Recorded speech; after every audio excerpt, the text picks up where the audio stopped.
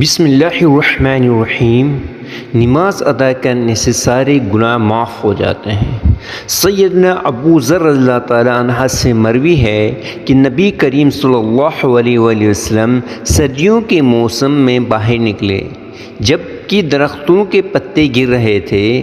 آپ صلی اللہ علیہ وآلہ وسلم نے ایک درخت کی دو شاخیں پکڑی اور ان سے پتے جھڑنا شروع ہو گئے تو آپ صلی اللہ علیہ وسلم نے فرمایا، اے ابو ذر، میں نے کہا لبیک یا رسول اللہ صلی اللہ علیہ وآلہ وسلم۔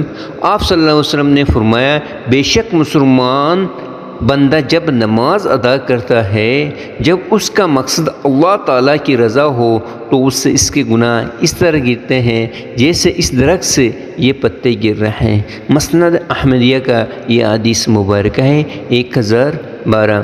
تو پیارے بھائیوں، یہ بھی حدیث مبارکہ آپ کو سن رہے ہو، اپنے دوسرے مسلمان بھائیوں کو بھی شیئر کر لیجئے گا اور ہمارا چینل لازمی سبسکرائب کر لیجئے گا تاکہ آپ کو ایسے پیاری پیاری سی حدیث مبارکہ آپ کو سننے میں مل سکیں۔ جزاکم اللہ خیرا۔